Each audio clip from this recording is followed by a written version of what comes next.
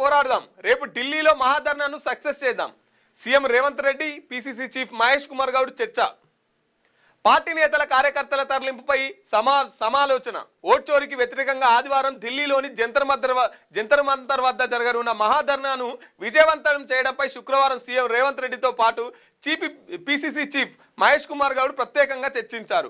ఇప్పటికే ఓటు చోరీకి వ్యతిరేకంగా రాష్ట్ర వ్యాప్తంగా 10 లక్షల సంతకాలు సేకరించిన పిసిసి వాటిని ట్రక్కుల్లో ఢిల్లీకి ఏఐసిసి కార్యాలయానికి చేరవేసింది.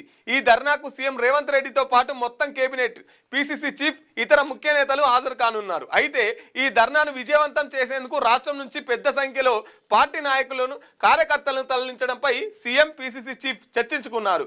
పంచాయతీ ఎన్నికలు జరిగిన ప్రాంతాల నాయకులను, కార్యకర్తలను, పట్టణ ప్రాంతాల్లో నాయకులను పెద్ద సంఖ్యలో తరలించేందుకు తీసుకోవాల్సిన ఏర్పాట్లపై ఇద్దరు మాట్లాడుకున్నారు.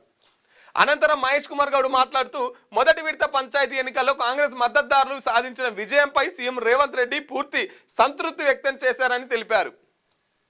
రెండో, మూడో విడత పంచాయతీ ఎన్నికల్లో కాంగ్రెస్ మద్దతుదారులు గెలిచేందుకు మంత్రులు, డీసీసీ అధ్యక్షులు, పార్టీ ఎంపీలు, ఎమ్మెల్యేలు సమన్వయం చేసుకోవడంపై కూడా సీఎం పలు సూచనలు చేశారని చెప్పారు.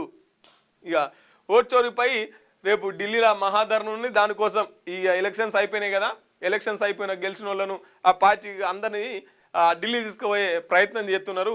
ఓట్ చోరీకి వ్యతిరేకంగా ఢిల్లీ జంతర్ మంతర్ దగ్గర ధర్నా ఉన్నది అన్నట్టు, కాంగ్రెస్ వాళ్ళు నిర్వహించబోయే ధర్నా. మీకు వార్తలు రాయడం, విశ్లేషణ చేయడం వచ్చా? అన్యాయాన్ని ప్రశ్నించడం తెలుసా?